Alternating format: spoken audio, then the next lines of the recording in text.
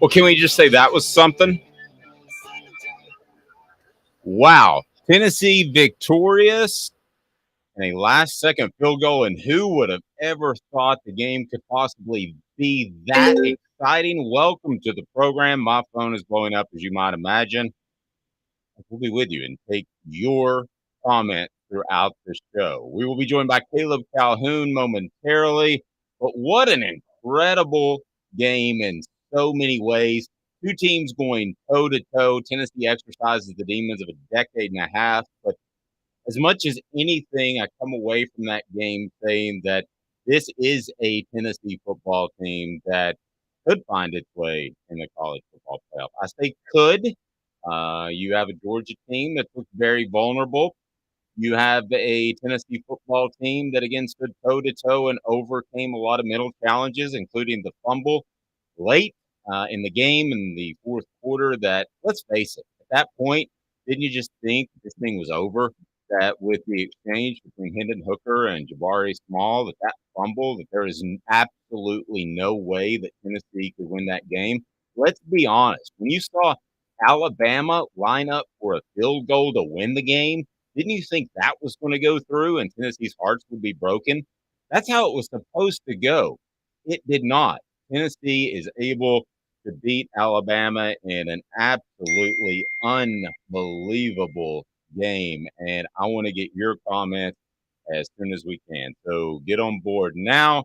In a wow type of moment, Caleb Calhoun will join us very shortly, and we are off and rolling. And if you look back at the game, congratulations to Jalen Hyatt. If he's not one of your favorite players by now, he should be. If he's not one of your favorite players, let me tell you a little something about him. Here's a guy who has openly admitted on several different occasions that he was not emotionally or mature-wise ready for last season, and it kind of slipped him by.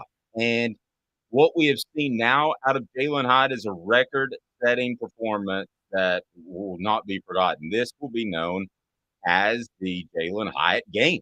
I mean, that's where we are, guys. And wow, just absolutely incredible. I'm still a bit taken aback. I bet you are as well. So we'll go to some comments early on in the world. In the words of the legendary announcer John Ward, pandemonium reigns. Indeed, it does, Julian. So please like, share, and subscribe, and we would appreciate it if you would share, retweet, whatever platform you're looking on, and enjoy this. You certainly should, because it was absolutely unbelievable what Tennessee was able to do. And be honest with me, Shadow Wolf and others are on there saying we won. I love it, Hooker. I watched you forever. Thank you. I appreciate that. We pulled the toe. They did. They did all of that. This is a playoff team. Is it a playoff team? They're going to be in contention. There's no question about it. You could, at this point, hold serve, lose to Georgia. I think Tennessee will be favored in the remainder of the games they play outside of maybe Georgia, but who knows at this point? Maybe they will be. But when you look at this team, more so than what this win means, and it does mean an awful lot. I'm not downplaying that, and we'll get to that more and more. But what this means for this team right now is that this football team is competitive with the best teams in the nation. Now, we want to say this. I don't think there, other than Ohio State, is an elite team in the nation. I don't think Georgia has proven to be that yet. I think Alabama, that was by Nick Saban's standard, not a very good Alabama team that made a lot of mistakes fundamentally. Sure, the talent is there. There's no question about it. But that football team made a lot of mistakes that we're not used to. So pandemonium reigns, whatever you want to call it. It was absolutely unbelievable. And let's look back at the game for a moment. We'll be joined by Caleb Calhoun. Caleb Calhoun does great stuff at Off the Hook Sports. We'll have the report card up as well. And the most exciting game I've seen, everybody wants to use Pandemonium Reigns by John Ward, and I would agree with that. That's the most exciting game I've seen at Neyland Stadium since the 1998 national champion, or excuse me, the 1998 national championship team beat Florida in somewhat similar fashion. And it was a game in which Tennessee somehow, some way, was not shaken throughout. That, quite frankly, absolutely stunned me. There were a couple of different times that I mentioned it early that I thought that the Jabari Smalls, Hendon Hooker fumble would ultimately be the undoing of Tennessee. I mean, really, who didn't? Because when you watch this football team, you've seen over the years so many times that they have been heartbroken, and you have been heartbroken. And I said it last week. I said those times are over. And I said that in part because I do believe that this football team believes in itself more than maybe even you believe in it. Maybe that changes after beating Alabama. But as for right now, from the conversations I've had on our YouTube channel, and I'd highly encourage you to check those out, you just need to listen to Cooper Mays and Jacob Warren, who will speak with tomorrow, and I'm sure they'll be very excited. They are not in the mindset of expecting just bad things to happen because bad things have happened before. This is a way, way different football team and mentally from the neck up. So, as I mentioned, we'll be joined here momentarily by Caleb Calhoun of Off the Hook Sports. We're coming up full coverage of the Tennessee-Alabama game, as yes, Tennessee does win it. They beat Alabama in incredibly exciting fashion. And again, the Jalen Hyatt game is how this is going to be remembered. I don't know what he is going to do the rest of the season. I don't know what he's going to do the remainder of his career. But you can go ahead and say that Jalen Hyatt will be always remembered for this game. Like James Will Hoyt was remembered for the 51-yard field goal against Florida, in which he missed an extra point earlier. That's how he is remembered for that game. The way Al Wilson was remembered for the 1998 win over Florida. This is one of those memorable type of performances, and especially one that you never would have expected. James Willett was a solid kicker heading into that season that I just referenced. Al Wilson was a very solid linebacker. So like, subscribe, and share. Be a part of what you should consider a celebration as Tennessee is able to beat Florida. And the moxie in a couple of different ways really stood out to me in terms of having a couple of calls, including the shovel pass, including the fullback dive. And when's the last time this team's ran a fullback dive? But as much as anything, you exercise those Alabama demons. And here's something else that I've been told by a couple of different people. I'm not going to predict it. I'm not reporting it, but that there is a plan in place for Nick Saban to ride off into the sunset with what could have been and might still be a national championship team. That might still be the case, but Tennessee fans, you got Nick Saban while he was there. Nick Saban could come back after this season and beat Tennessee many times as you can imagine, 10 more times in a row. But you got Nick Saban once when he was at his best with a Heisman Trophy winner under center and another Heisman Trophy candidate, defensive end, and in my opinion, one of the best players of his generation as far as an edge pass rusher, and Will Anderson. So, what do you think? Other than Jalen Hyatt, please tell me who stands out. Give me anybody else because to me, I am so incredibly happy for that young man. And down come the goalposts. The goalposts are coming down as we speak. So it is that type of win. Absolutely phenomenal for the Vols. So, wow. What all do you say about that win other than it's a once every 15, 20 years? Now the next step is for Josh Heupel to build a program in which other teams tear down the goalpost when you beat them, and there is a decent chance that could happen. I've gotten to the point where I'm beyond thinking that Josh Heupel can be a great coach, and to the point where I believe he is a great coach. Now, let's do have a quick reality check, and this Alabama team made an absolute ton of mistakes. And I thought that Tennessee got away with a couple of blows to the head on Bryce Young. I thought the officiating actually benefited Tennessee in a couple of different instances. And I really, I thought that everything broke Tennessee's way to get a win. But remember this: if you look back to recruiting rankings, where is Tennessee over the past 5 years compared to Alabama, who's always flirting with number one? Tennessee's lucky to be in the top 15, and then you have the influence of recruiting analysts who feel the need sometimes to add a star because they go to Tennessee because there's a lot of coverage in Tennessee. So this is a team that overcame a talent gap by tempo. This is a team that overcame a talent gap by heart. And kudos, absolutely, to Tennessee's defensive coaches and the willingness for Josh Heupel to say, hey, here's exactly what needs to happen. You guys need to be as aggressive as humanly possible because it's very obvious, it's become very obvious that Tennessee's defensive backfield cannot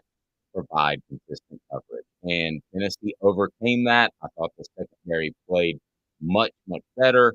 But at the end of the day, it was the pressure up front that Tennessee was able to manufacture through blitzes that left there a lot of the guys on an island in the defensive backfield.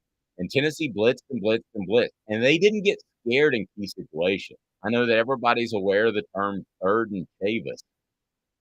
They didn't go soft. They didn't play coverage in those situations. They did the exact opposite. They kept blitzing. This is a coach who believes in himself. And I'm talking about Josh Appleton Banks, every coach in the staff, and believes in their plan. So, a couple of stats to throw at you while we get Caleb Calhoun linked. If you want to pose a question about the game or you want your thoughts shared, go ahead and post on the message board. It was absolutely unbelievable. So get on board now. Let's look at some of the key stats. I thought Hendon Hooker, 21 of 30 for 385 yards, 5 touchdowns. He did have the interception, but that was because he was pressured. Uh, you're talking about a guy who protects the ball incredibly well. So at the surface, you would look at 21 of 30 at 385 yards, 5 touchdowns, and interception because he had the turnover. Again, I'm not sure right now if that was Jabari Small's fault or that was Hooker's fault. But you had the turnover, you had the interception. So when I do report cards, I would automatically knock that down to a C. But I'm going to go a little bit higher on that because I'm probably going to be in the realm of an A minus, simply because when I look at Hendon Hooker and what he did, we have something else being loud there. My apologies. When you look at Hendon Hooker and what he did, the only two mistakes, one might have not been his fault, and one clearly he was absolutely pressured. Winner EC, I remind you to like, subscribe, and listen to the best Tennessee game since the 1998 Arkansas. That's a great one. Okay, I left that one out. That has to rank right up there. Even more drama, perhaps, in the Tennessee-Alabama game because it felt like Tennessee had let this one slip through their fingers. Very similar top feel, even though the games, that's a great point, Winner EC, that the games were completely 100% different than that Arkansas game, but didn't it feel like Tennessee had slipped up, that they were going to lose this game, that Tennessee had probably outplayed Alabama, as crazy as that is to say, and they were going to find a way to lose this game? It felt that way with the Hooker and Small fumble. It felt that way when they allowed a field goal attempt for a win. But I can't tell you the number of times that my phone has actually gone off since we've been on the air with you. And again, hit that subscribe button, share, like as well. Appreciate the like. Let us show up on your channel more often. And we're with you each and every day at 8:30 with Amanda LaPrada. And we break down the SEC and Tennessee. But this game, going through some more stats and some outstanding plays as the Vols beat Alabama 52-49. Jabari Small, 12 rushes for 53 yards, averaging 4.4 yards a carry. I certainly like him as a tailback in a lot of different ways. Had a touchdown.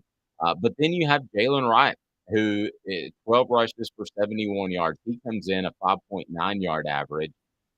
So across the board, Tennessee has a phenomenal game when they keep the ball on the ground. Then you have Hendon Hooker, who, if you're like me, you hold your breath a little bit because the last thing you would want to see is Hendon Hooker get hurt. But he is a formidable threat running the football, and that's something that Tennessee fans are just going to have to get used to, obviously.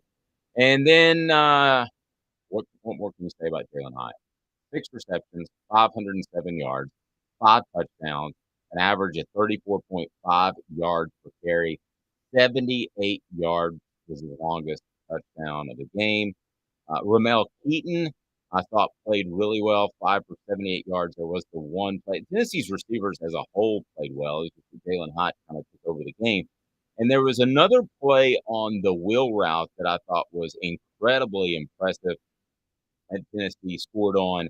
And that play, for those of you that may not know what a wheel route is, someone that lines up in the slot, as Jalen Hyatt most often does, breaks outside and then goes up the sideline. Tennessee is running that play to perfection, and that's scary for a defensive back. That puts an awful lot of pressure on there. So Tennessee's receivers as a whole played well. Caleb Calhoun joining us now. And wow, Caleb, I was just discussing how it seemed like Tennessee was going to let that one slip through its fingers with Hendon Hooker and Jabari Small fumble, and it felt that way. I don't know about you, but in the end, Tennessee wins and the goalposts come down. What a win for the Vols. Huge win. I will admit, hear you right now, Caleb, for some reason, so you might have a mute button on there. But Jimmy said, I won money. Bet y'all did too. If you bet, who bet on the Vols? Jerry said yes with all fire. Winner EC said, I felt that way a lot in the 15 years that we'd find a way to lose, but under Coach Josh Heupel, he's got that killer instinct that just makes winning always a possibility. I see more and more. Caleb, do we have you now? Can you hear me now? No, I don't have you now, but I say more and more. Let me disconnect you and let's see if we can get you back on. I say more and more that of all the coaches that I've watched, that more than anybody, Josh Heupel reminds me of Steve Spurrier. So, Caleb, do we have you now? Okay, can you hear me now? They do not have you now. So they say they hear me on the side. They hear me on the side on that, and we could go round and round about what coach that Josh Heupel reminds you of. He reminds me of Steve Spurrier, the second coming of Steve Spurrier. Doesn't care to play aggressive on either side of the ball. Absolutely was. Let me see. I think it may be on my end where we got Caleb issues. Caleb, I think we have you now. Caleb, talk to me.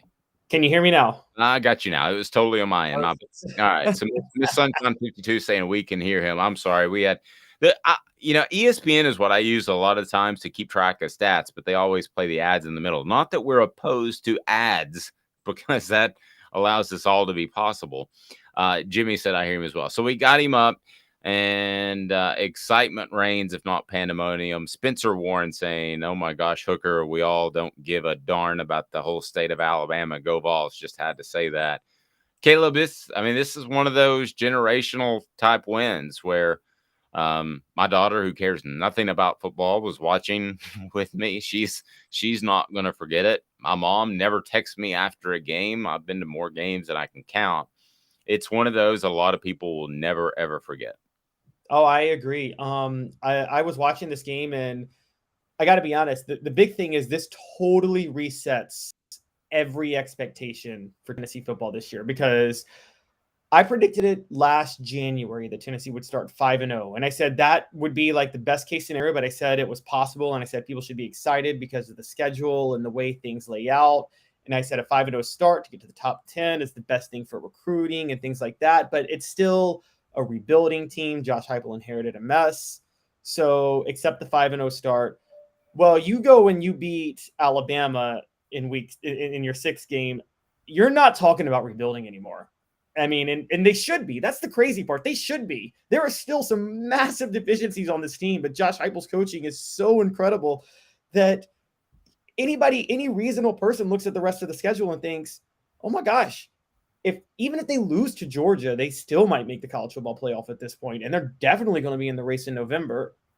So, yeah, this is a massive win, and I think what stands out the most to me is the fact that Tennessee, let's call it what it is. Alabama made every mistake in the first half to spot Tennessee that lead. It was one of those games where when they came back, you were thinking, let's call it what it is. Alabama was making those mistakes. They fought back and they tied it, and you're like, okay, they've adjusted. They're going to come back. Well, in the second half, Tennessee didn't need Alabama's mistakes. One, they were super mentally tough to every time Alabama made a play, Tennessee responded. But also, again, Tennessee just straight up beat Alabama in the second half. And I did not see that happening. Yeah, absolutely insane. I didn't see that happening at all. I've watched Alabama, and you got what you expected out of Alabama. And that is a team that, as bizarre as it sounds, is not fantastic fundamentally, is not fantastic in a lot of different ways that you expect, in particular, the defensive backfield. And we wondered if Alabama, and we've wondered this about Georgia, is just kind of playing down to the level of their competition because they know they can turn it on. Well, if that's the case, then Alabama just realized that you can let one slip up. But you're right. As far as expectations now, Tennessee can lose to Georgia and potentially make the college football playoff, and what a great story they would be. And I'm sorry for those of you that don't think that some media are biased, and some people in this college football playoff committee are biased. They are. And you know what the bias would be right now for Tennessee is that's a good story. I mean, look at it. You cover a lot for the USA Today network, Caleb. Aside from whether or not you grew up in Knoxville, you rooted for Tennessee, or whatever the case may be, if you're on that college football playoff committee, you look at Tennessee, and that's an incredible story. That's a great story. And Tennessee's been the victim in the past of narratives people wanted to tell. And so this is one they're going to benefit from, because a team that, again, when Tennessee 18, 16 months ago, whenever, hired Josh Heupel, this was a disaster of a program. And I think it's underrated how big of a deal this program was. A complete mess when Josh Heupel took over the Vols. And to do this within 16 months, they say you can judge coaches on their second year. I don't always buy that, because I'm like, I don't know if coaches usually inherit the mess that Josh Heupel inherited to clean up by their second year.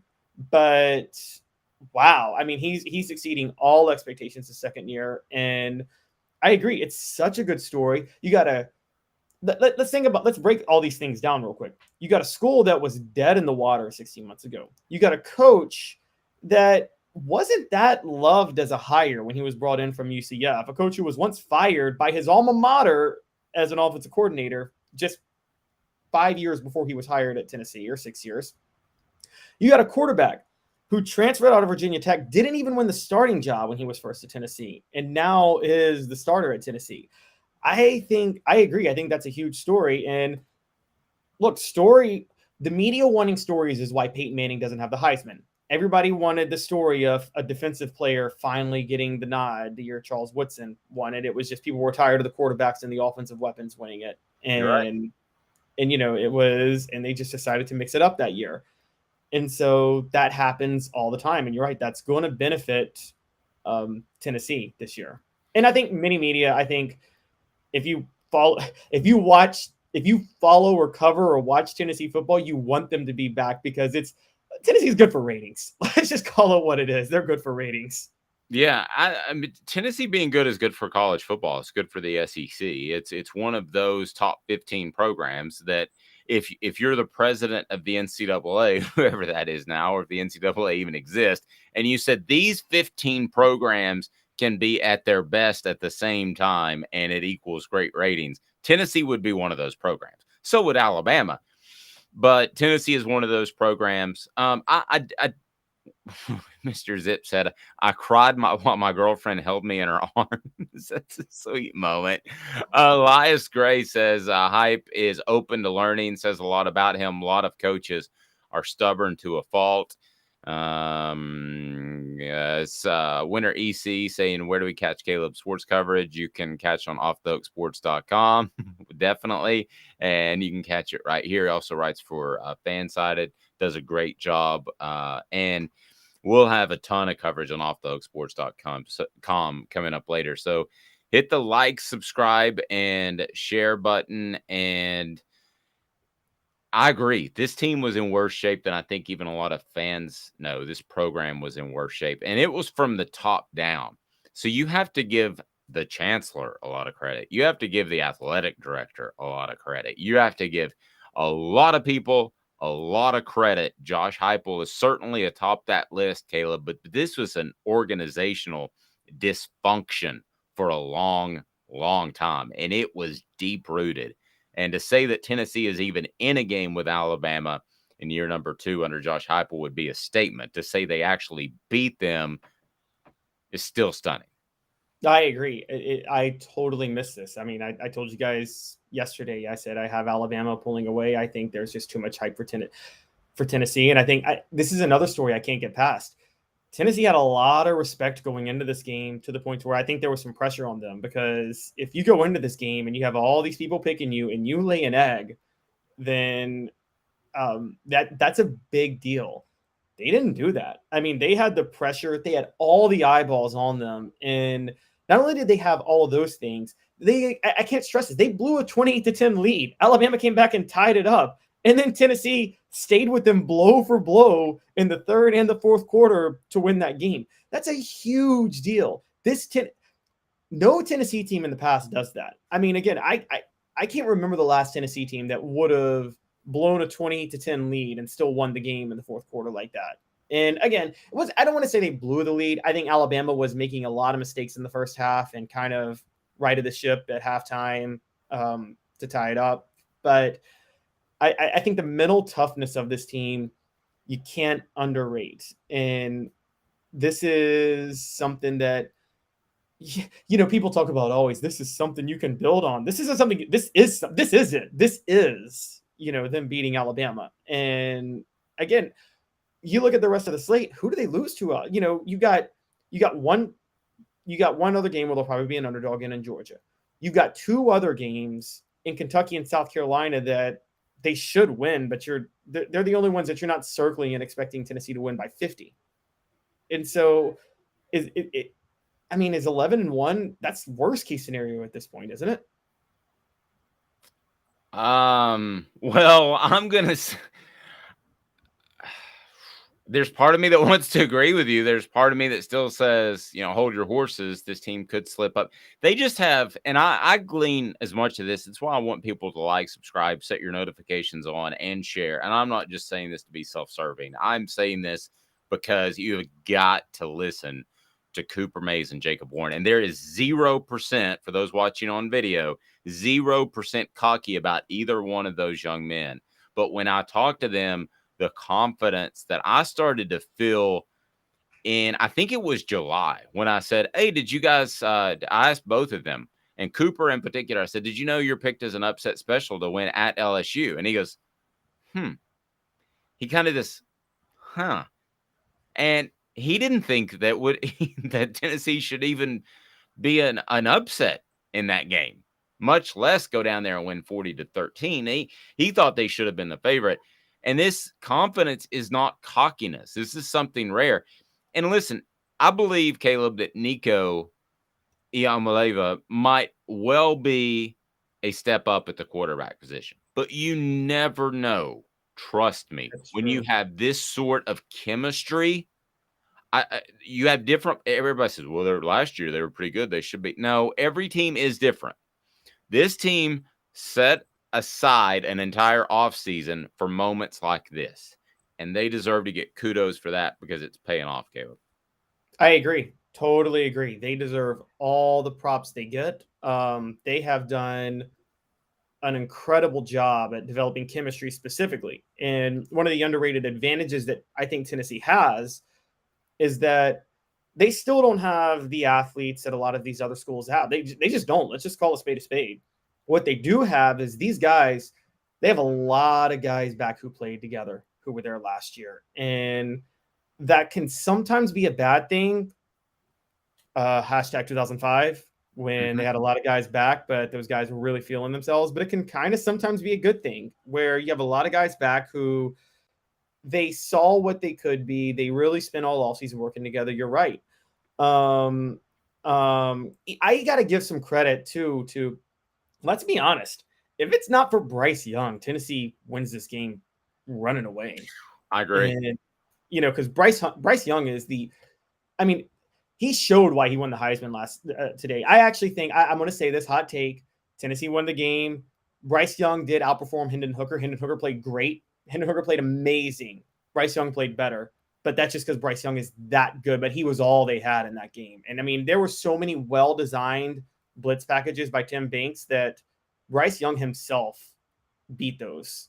And I don't think you can underrate that. I can't say outperform, but I will go along the lines of saying that, yeah, he's the best player on the field.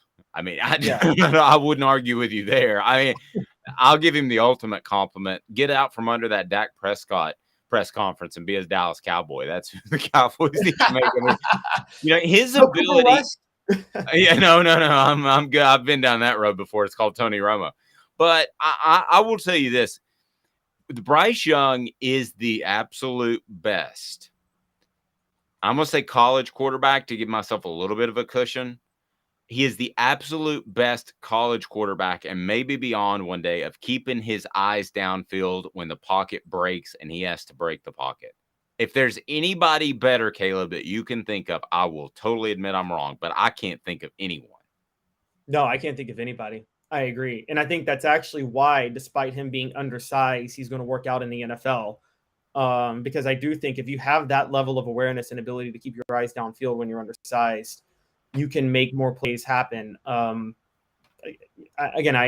Drew Brees, Russell Wilson, although, okay, I know Russell Wilson is struggling this year, guys, but in general, undersized quarterbacks that can do that can make up for their lack of height. And I agree. He's very composed in the pocket. Hendon Hooker, don't get me wrong, is great in the pocket. This is the biggest improvement for Hendon Hooker this year was he has much better pocket presence. He knows when to roll out. But you're right. Bryce Young does a little bit better job of keeping his eyes downfield. And I think that, again, if not for everything else happening around him, I'd have him winning the Heisman again this year because he's just so good. And so he is phenomenal, and his peripheral vision, I think he sees better. By the way, I'll be having my LASIK procedure brought to you by Campbell, Cunningham, Taylor, and Hahn Vision Center, their local vision that looks out for you, the absolute best vision care. So I'll be having that next year. Maybe my straight ahead vision will be as good as Bryce Young's peripheral vision. There are a couple of times I don't know how in the world, Caleb, he saw a guy. Again, I can't say enough about what Tennessee overcame in the talent level of both Bryce Young. Now, all that being said, I talked about this before you came on. Caleb, is this a Tennessee team that is elite, like could win a national championship because they beat Alabama, or did they beat an Alabama team by Nick Saban's standards that are a little bit down? I'm about 70-30 where I think they're pretty elite. Anyway, that's the worst phrase question in the history of man. Dave, you covered recruiting a little more than I did back in the day, so you're a little more familiar covering recruiting. And if you go by recruiting rankings, Alabama's as elite as they've ever been. They've still been loading up on talent days, so you're a little more familiar. And I think that they're still elite, and elite enough to say that Tennessee beating them is elite. I think Georgia does have more talent than Alabama, and I think that I don't know if Tennessee can, you can beat Alabama for one game when you got UT Martin the next week, so you can really. The other point that's underrated is you really can throw everything you got at Alabama because you have UT Martin the next week, and so you can. Sure. But could they you talk about winning the national championship? You're talking winning an SEC championship against potentially Alabama again. Then you're talking about beating two college football playoff teams, right? Can you do all those things in a row? That's where it gets more difficult. We talked about, I used to always make this case against, before anybody asked, I'm not comparing Tennessee to Boise State of the past. They're better than those Boise State teams. But my argument against Boise State back in the day when they would go undefeated every year and make a claim for the national title And funny enough, Josh Heupel's UCF team in 2018, or Scott Frost's UCF team in 2017, was on one day you can beat a really, really good team. But can you do that week to week and week in and week out? And Tennessee still has to beat Georgia. They don't have to beat Georgia, but even if they don't, they would have to beat 2 to 3 great teams in a 4-week span to be a national title contender. I don't know if they're there yet. The secondary just, if you're deficient in an area, gets exposed. The secondary just still has too many issues, and they're so banged up right now. And I don't know if they're going to recover from that.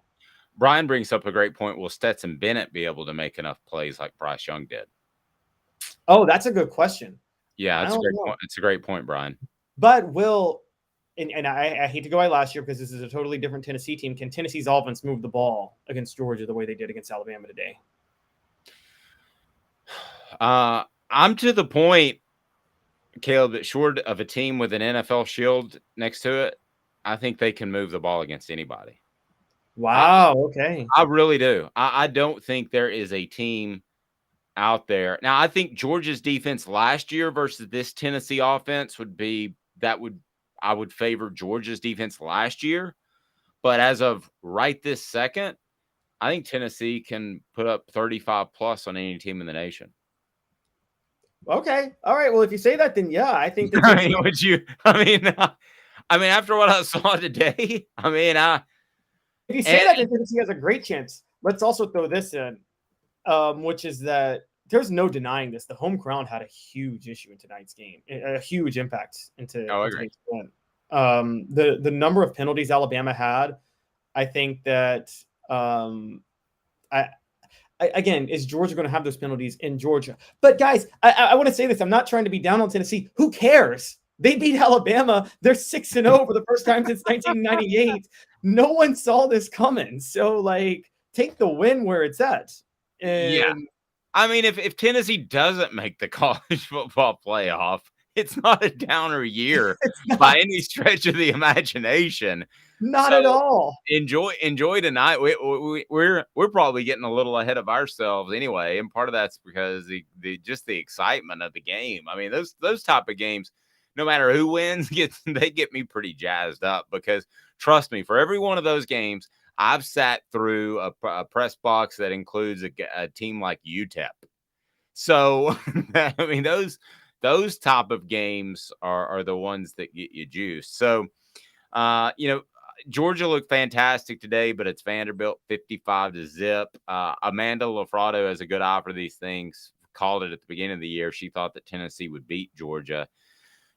I'll take a look statistically, but what are your thoughts on Georgia so far before we go back to the message board and get some of your comments? And by the way, I want to say that if anybody wants to click, and I know some of you are already subscribed. So if you haven't subscribed, please click the subscribe button. Anybody that puts in the message board, I am subscribed and I shared, I'm going to take your word for it. And my wife and I tomorrow morning are going to pull out a hat. It's going to be a Yankees hat, but that's okay. And we're going to pull out a hat and we're going to tear a little piece of paper. We're going to put everybody's name in it. And we're going to hook you up with a gift pack of a Hooker t-shirt and I'll let you choose. Well, you can have both if you'd like, but if you don't have pets, the latter wouldn't help you. A chill pills from crafttreats.com where you can use Off the Hook as a promo code, get 20% off, and a barbecue gift pack from Owl's Nest Barbecue. So that's what we're going to do. All you have to do is post in the message board, I have subscribed, I have shared. Dave, so I'm not calling you. Yes, go ahead. So I'm not calling you a bandwagon 90s fan, but you're a Yankees and a Cowboys fan. I know. And are you a Bulls fan too? I'm not a Bulls fan, but I'm a Celtics fan. So I'm more of a bandwagon 80s fan with the actually only one of the teams that I like professionally was good when I started liking them. Yeah. Oh, yeah, that's for the Celtics. Yeah. Yeah, they were the only ones. And that was out of just pure being a jerk because I was staying with a friend who their whole family were Lakers fans. And it was a next door neighbor who had moved to Nashville. And I was 10 years old and I just want to be different from everybody else. Jimmy says, I subscribed, I shared. David said, I've subscribed. Be sure and share too, David. And I got you in the drawing for tomorrow. And for those of you that are already subscribed, You can just say I shared, but we want you subscribed and being a part of it. And we want your comments here because we want to be a part of your Tennessee and SEC coverage. But clearly, Caleb, this is just I'm trying to recall, and maybe you can. You're more of a historian, somebody that's had this much success in year number 2. Again, I can't remember if you had hopped on or not. The guy that I compared Josh Heupel to is Steve Spurrier. Yeah, I actually saw a little bit of that right when I hopped on. I mean that to me, and he had great success in year 2 at Florida. Well, he actually had success in year 1. He should have won the Tennessee fans. That's right, He should have won the SEC championship in year 1, but Florida was on probation because Tennessee tied Auburn, so Florida technically was a half game better than Tennessee that year. But Tennessee got it because Florida was on probation. I agree. I actually think there's a big difference though, and I am going to say, look, I love Steve Spurrier. He's my favorite coach in sports history. I've always loved him because I think he's the most honest coach, and I think he just does it for fun. Spurrier was not a workaholic. I do think Josh Heupel is a bit of a workaholic. That is a great point. He looks like he burns the midnight oil from time to time. Yeah. As do I from time to time. You know who Steve Spurrier is? Steve Spurrier is a person who, if esports is going to blow up in 100 years and everybody's going to play esports, Steve Spurrier wishes he could have just been a professional Madden player. He's a football coach because he likes calling plays. And that's you're right. He wasn't a great recruiter. You get the feeling that Josh Heupel combines this. But when you look at coaches that have had immediate success at a program that was struggling since Spurrier, what are we talking about? We're talking actually about Josh Heupel, Nick Saban and Steve Spurrier. Who Josh Heupel played for, Bob Stoops. Bob Stoops won a national title with Josh Heupel in 2000, second year at Oklahoma. I was thinking just SEC, but yeah, let's open it up. So they are going to be SEC soon enough. So, but yeah. Stoops at Oklahoma. Who else are we talking about that has had this much of an impact? Year 2. Urban Meyer won a national title his second year, but I don't think Florida was that much of a disaster when he took over. Zook was not a good coach, but he loaded the school with talent. And so Urban Meyer walked into a loaded team. And, as a matter of fact, he kept Charlie Strong on as a defensive coordinator. And funny enough, I know you covered those Florida teams too. Those Florida teams, Tebow was the star of those teams. Those defenses were why they won those 2 national titles. I mean, you couldn't score on them those years. Yeah. They were pretty good. They were great all around, but you could say the same thing about the Steve Spurrier years. I thought the defense was always overshadowed unfairly by the offense. But this is going to be previous to the conclusion of tonight's game. So if you're watching on Sunday, know that these stats are going to change a little bit. But as far as scoring defense, Alabama was number 6 in the nation, allowing 12.5 points per game. And Tennessee, just hung a 50 spot on them. So you stop me when I break down as of the end of the Tennessee-Alabama game. So these may change a little bit. You stop me when you find a defense that you don't think that Tennessee will be able to score 30 points minimum against. And I know which one you're going to stop me on, and that's fine. Illinois, Minnesota, Iowa are 1, 2, and 3. They would score 30. Can we agree on that one? I think they scored 30 points on all 3. Yes, agree. I think they would score 40 on all 3. And I don't care what anybody says about Iowa. Like, Iowa is the classic case of they play tough defensive football. No, their offense is just awful. Yeah. And then Georgia, that would be the one out of the group. Don't underestimate, hot take, guys. Don't underestimate Kentucky. I think Mark Stoops I agree. I'm a huge fan of Mark Stoops as a football coach, and I always have been. And I know Tennessee scored 45 last year on Kentucky, 48, something like that. Okay, but we're gonna make this a dog bet, Caleb. If you had to bet your dog, you had to give your dog away. I know you love your dog. If you had to bet your dog, do they score 30 plus points over Kentucky? Okay, I take a gun to my head over my dog. But so this is a really dark. Could you not have asked me gun to my head? Did you have to do with my dog? Okay. Fine. All right. So let's say a year's salary. How about that? Okay. You I mean, got to say 30 points or more, and it's Kentucky. yeah, I would say Georgia they're less likely to score. They're less likely to cross the 30-point threshold over Georgia than they are Kentucky. And I would bet that if I had to bet my okay, I'll go there. I would say they're going to cross 30 points on Kentucky. I would. I would too. We're having, I mean, and I would Georgia. We're having this conversation without Cedric Tillman, by the way. Yeah. And by the way, your eyes got big like mine. I mean, let's not forget, it's not like Cedric Tillman's replaceable. He is as good as advertised. Tennessee's just that deep at receiver. And Cedric Tillman is still the best of that receiving core. That's the crazy part. Well, the other crazy part is Tennessee's incredibly ahead of the curve. Offensively from a schematic standpoint. And I don't mean actually, I think we're talking about two different things. I don't mean actually Caleb ahead of the curve from a standpoint of the improvement. I think they're ahead of the curve from a standpoint of offensive football.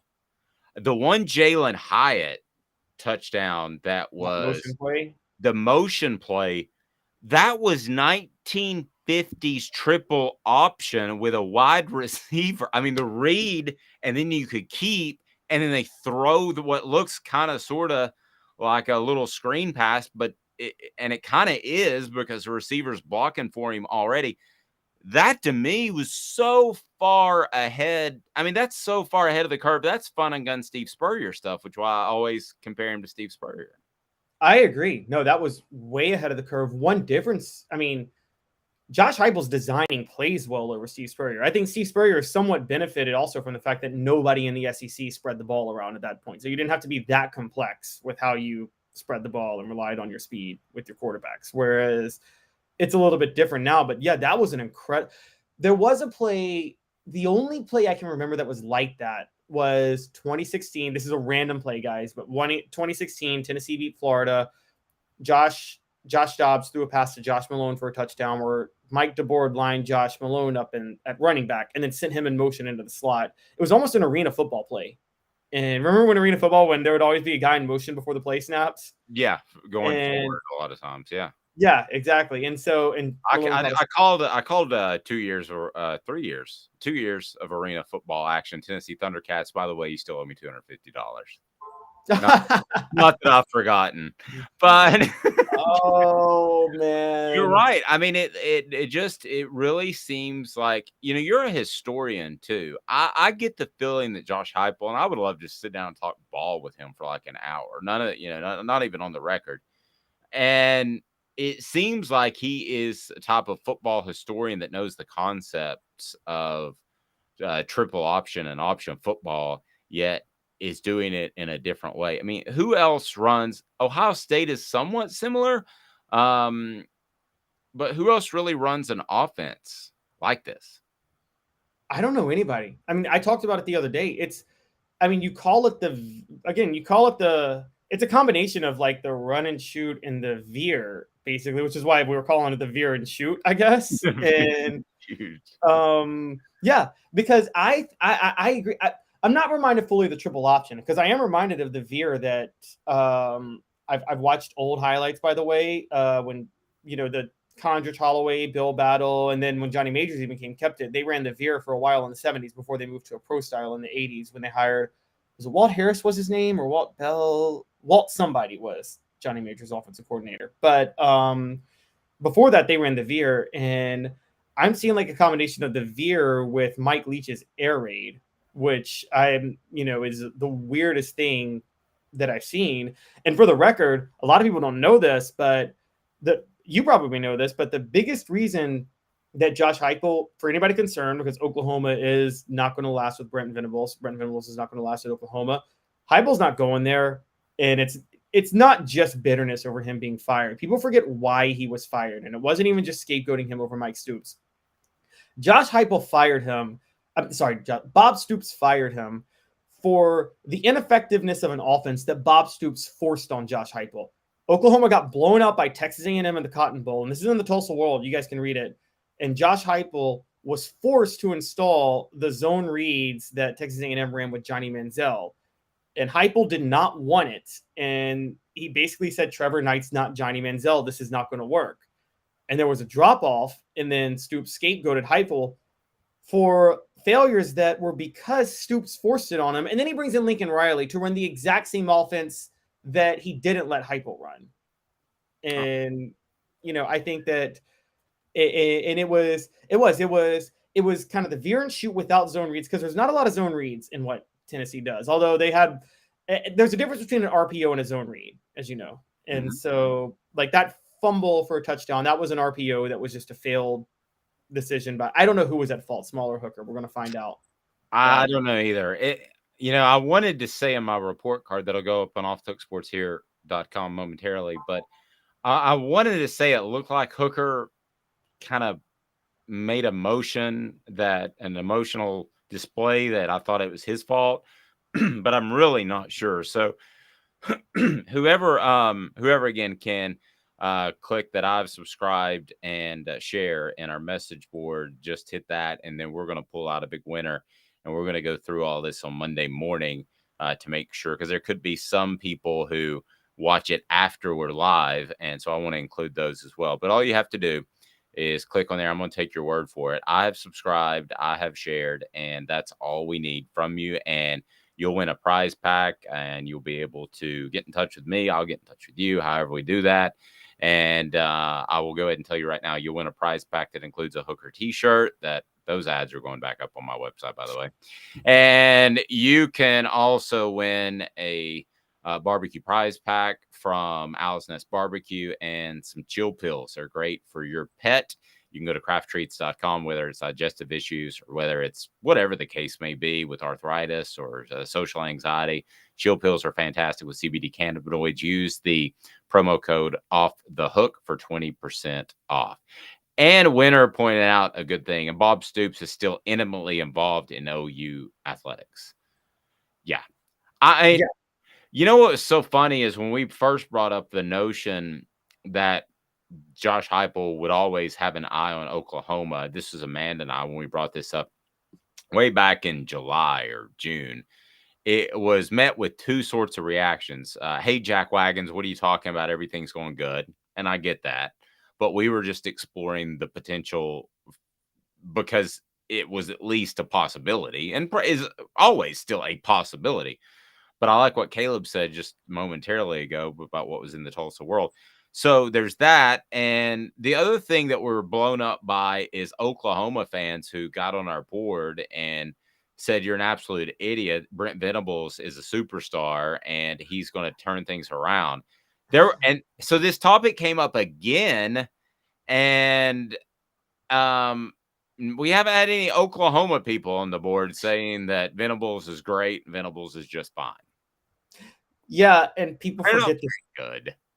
The ACC doesn't play offense, so Brent Venables got away with the ACC. I'm not trying to trash the conference. They have some good teams, but for the most part, they've always historically had bad offensive football. So I mean, Brent Venables was never really tested, and there's always there's kind of a known thing in college football, and Dave, you know this, which is to be hesitant about someone who's been a coordinator for a little bit too long. And there's a reason that they've been a coordinator for a little bit too long. And I think Brent Venables fits that mold. Yep. You're absolutely right. There are some coaches like Charlie Strong who weren't given that chance because it's the color of his skin, which I thought was incredibly unfair. And quite frankly, the color of his wife's skin, which is unfair. So I always thought that was incredibly terrible. But there are coaches that you're afraid of. John Chavis is a prime example. It has nothing to do with the color of his skin or anybody's skin. It was just that you looked at his teams and they were so loaded with talent. All he did was play man press. That you're like, is he ever really going to get a break? Whereas you look at and he didn't. And I think it's proven out that when the talent's not elite, he is not an elite coordinator.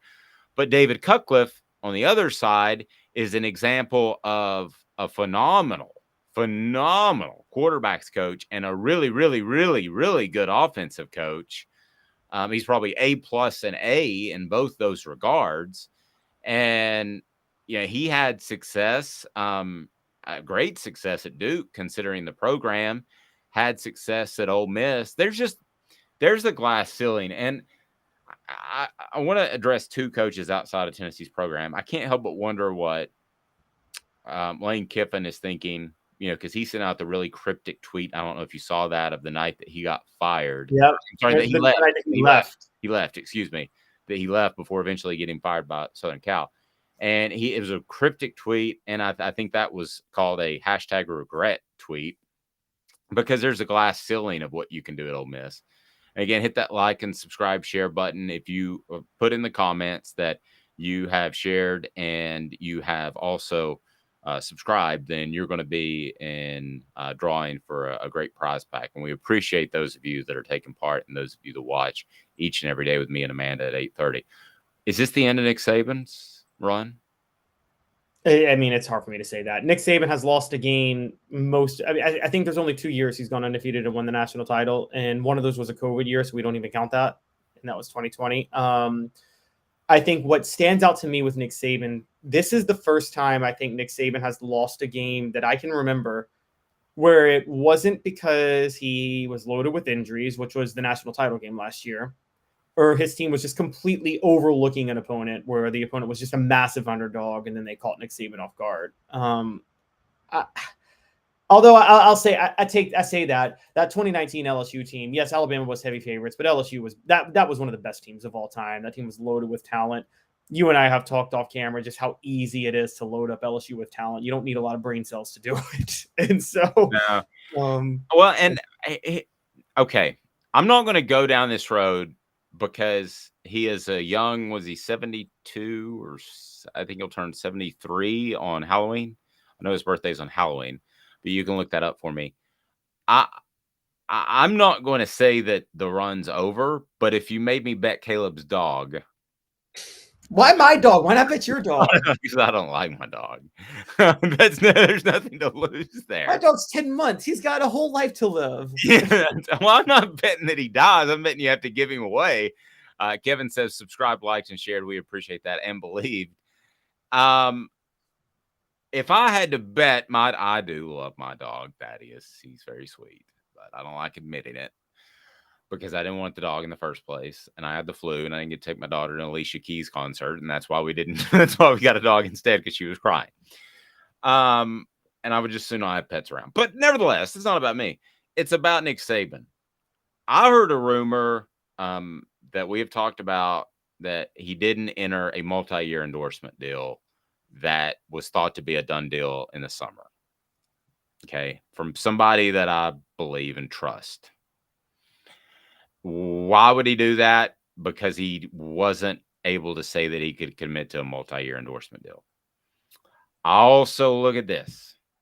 I see a quarterback in Jalen Milroe a week ago that was not ready to go. When's the last time you've seen Nick Saban not have a backup quarterback ready to go? And there, I believe there's a reason because that. I believe you give 90% of the practice snaps, whereas opposed you probably do 70-30 of the first team practice snaps to the guy who just won the Heisman, who can win you another national title, and you can ride off into the sunset. And I believe that this team, not just this year, or not just this game, but this season, has lost a little bit of its edge. Where's the bounce back from an ugly game against Texas? Where's the quarterback who's ready to go because Bryce Young goes down? I'm not expecting him to play like a Heisman winner. Where's the bounce back when you've got Young back? And Alabama made a ton of mistakes, Caleb. I mean, Tennessee won this game, but Alabama made a ton of mistakes. Tennessee also got some very favorable officiating, but nonetheless, with this, I actually dispute that favorable officiating, by the way. The two that stand out to me are the blows to the head that Bryce Young took. Yes, well, there's one. The one by Amari Thomas, and even Gary Danielson and the guy in the studio in the booth for CBS actually acknowledged, like, he actually, when you go back and look from one angle, he looked like he led with his shoulder more than his head. But there was also that awful pass interference call. That was a bad one. I agree. That saved Alabama on a touchdown drive, and I think that. Look, I'm sorry. Every pass interference call in Alabama was legit. I mean, even that one on the interception.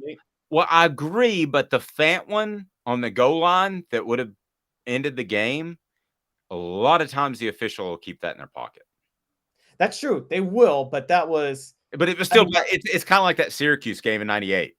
Yes, that's true. But there's it was pass interference, but a lot of times the official keeps it in their pocket. But before that play, I still maintain Jabari Small got the first down on that third and one or whatever. And I just don't think Josh Heupel wanted to challenge because he wanted to keep his timeouts. But if you go back and look, Jabari Small got that first down on that third one run. And so it shouldn't have even come down to Hooker being forced to make Let's that put it throw. this way. I think let's put it this way. I think they got at least slightly favorable officiating. And I don't think it decided the game. I think Alabama's mistakes and the plays that Tennessee made decided the game. But I go back to the Nick Saban thing. Is this the end of his run? If I had to bet Thaddeus, my dog, I would actually say that, yes, this is the end of his run. I think there's another loss in the regular season on Alabama, and I don't know who it is. I don't have their schedule pulled up. I can, but this doesn't look like a team to me that's going to run the table.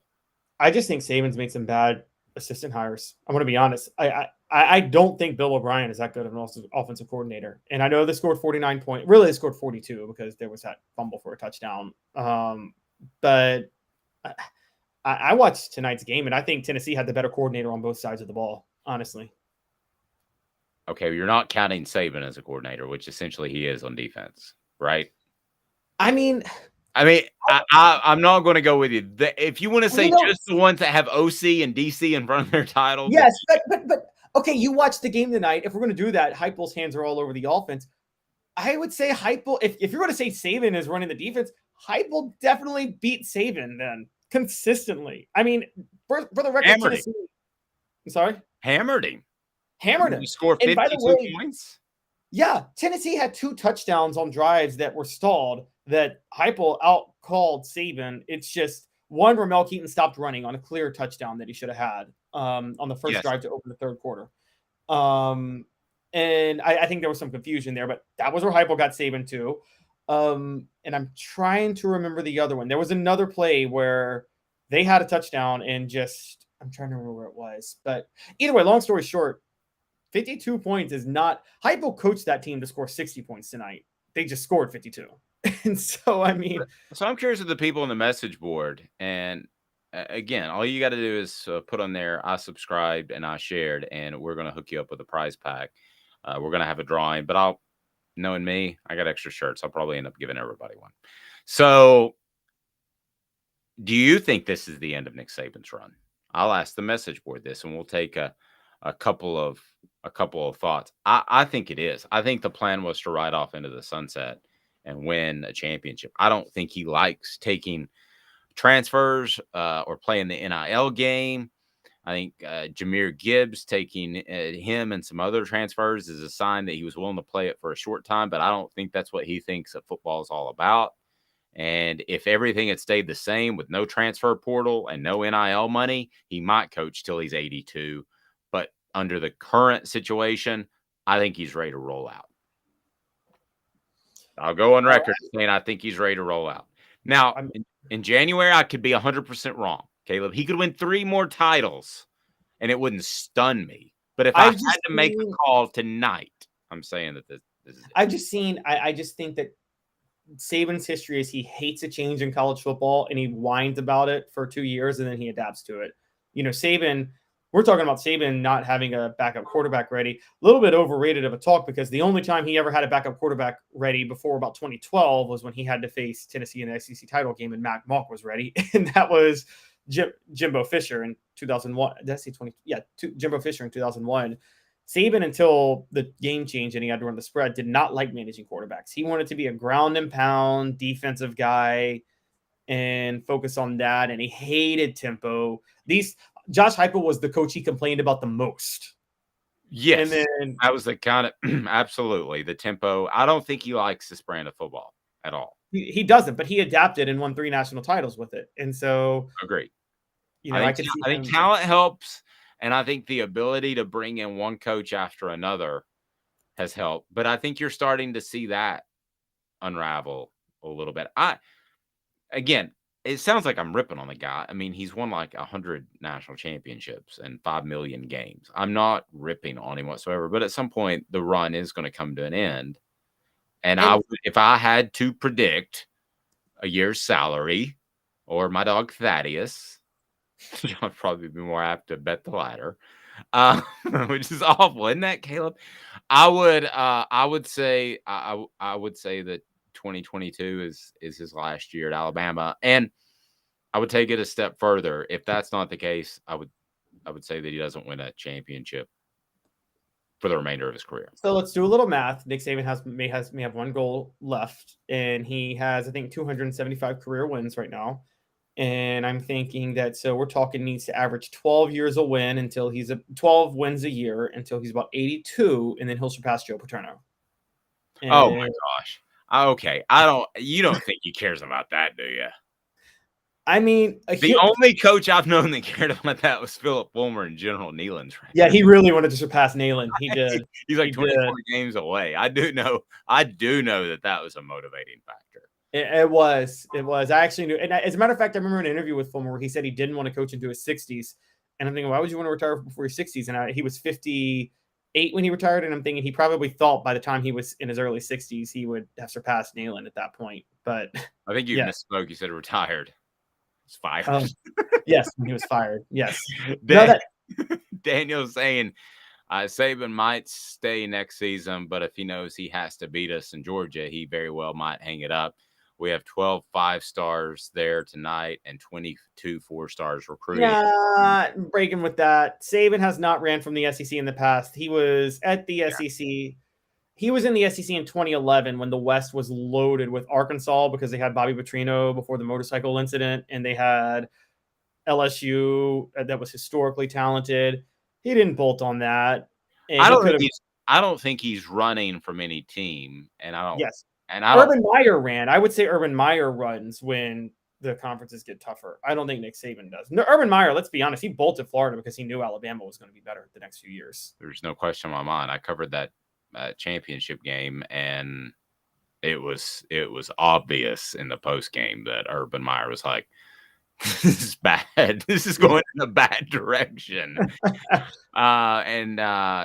Mango saying Saban is going to coach until he dies on the field. There's a possibility of that. I think I'm that way. Are you leaning that way? So if you had a bet a year's salary over, okay, let's not talk about this year.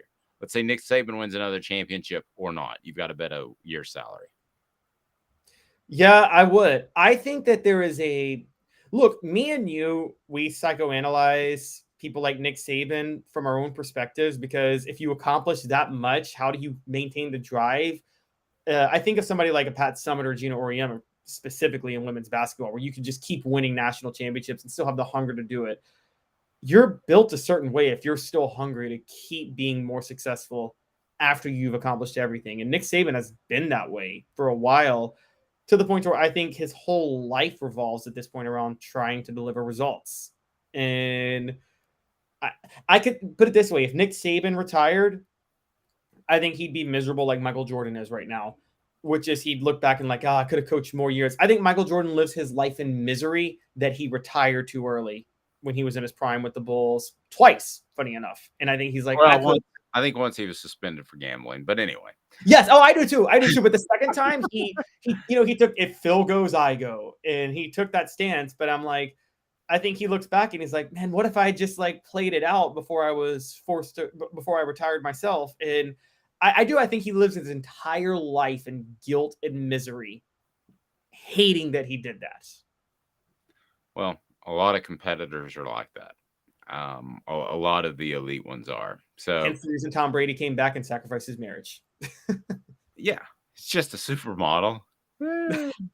And so what? Supermodels were only hot for a while, though, right? I'm sorry. And they all slip. I mean, there's only so much Botox. Giselle 2005, guys. That's right. I'm going to hell. I apologize. No, that's fine. Kevin's saying the way he's recruited this year, I promise you, he plans on being here a few more seasons. I'll say this too. Okay, guys. I've seen how the recruiting game works. I've seen the top. Every school has a top recruiting website in a particular town. Okay. And I'm not going to start throwing out names. All right. But I have seen time and time again, if it's the top particular site on a particular network, one of the top sites, and they get a 3-star, he goes to a 4-star. I've seen that in recent weeks. Okay. I have also seen players get stars just because other coaches show interest, which they are very transparent about in some cases and say that's part of the formula. This Alabama football team is not as an elite from a talent standpoint as the recruiting rankings would indicate, is what I'm getting to. It's not. I mean, it's very, very good, but who's the elite? Who's the elite receiver? Why did they have to go get a Jahmyr Gibbs? If the recruiting base is that good, which is uber elite based off rankings, then Caleb, why do they not have more skill position players? I totally agree. I mean, and let's be honest, outside of Bryce Young, Jahmyr Gibbs is the only skill player they have. Jermaine Burton is good. I'm not going to knock him. He made a couple of nice plays tonight, but I mean, Jahmyr Gibbs is their best pass catcher and their best runner. I mean, he's their best everything. And people say he reminds people of Alvin Kamara. He might be better than Alvin Kamara. And I mean, that's a crazy thing for me to say. But yeah, and he's just finding his way too. He's just now getting comfortable. Yep. Which is what's scary. He's filling out this offensive line and he's getting more comfortable and he's running more decisively than when I saw him in the Texas game because he knows he's got some blocking up front, unlike Georgia Tech. Anything else to close us out, Caleb? We got to write.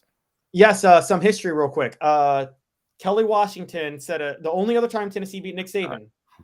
The only other time Tennessee beat Nick Saban, Kelly Washington set a school record for 256 receiving yards. The second time they beat Nick Saban, Jalen Hyatt sets a school record for 5 receiving touchdowns and also goes over 200 yards. Just kind of a little. That is gold. That is gold. And do you remember this too, Kelly Washington? That was the week, the LSU game, where they had like 3 weeks off because of 9/11. Was that it? Because I remember he did that. I guess it was before 9/11. He did the interview where on the front of ESPN, the magazine, that called him the Future, and that was his new nickname. Do you remember that? I remember him calling himself the Horse. I don't remember the Future. No, you go back and look at ESPN, the magazine did a big. I remember because they put up because ESPN, the magazine, was going to come in, and that was the biggest thing going. And there was the entire inside of the workout facility. It was multiple cameras, Caleb. I mean, way over the top for this dude that hadn't really done anything yet. And he was on the front of ESPN, the magazine. And he used to always point, if you remember, and I'm going to get back to the LSU game, but he used to always point, and he was really misunderstood. He was confident, don't get me wrong, but he put in the work. A trainer told me he was one of the 3 hardest workers that ever showed up at Tennessee, and it was Peyton Manning, it was Kelly Washington, and I want to say the third was Al Wilson or Eric Berry. But anyway, he was an elite worker, so he deserved it. But I remember an offensive lineman came up to me and pulled me aside, and he said, he's pointing to the sky and all this stuff, and we never even touched the ball. And, he just doesn't seem like he appreciates us. And if you remember that LSU game, what sticks out, you can watch the highlights if they are out there on YouTube somewhere. He went around to every offensive lineman after his third touchdown, after every touchdown, patted them on the head. And you're thinking, oh, this guy's changed his tune. And what happened? He got hurt shortly thereafter with a serious neck injury against Georgia when his head slammed against the turf. So he never got a chance to change his perception among Tennessee fans. I will still tell you there were 5 players on that team that were bigger distractions than Kelly Washington. Anyway, you got me sidetracked. Wow. No, that's an intriguing one. I mean, I remember people felt that way about Clausen and Washington. Elias says, God, I remember all that nonsense.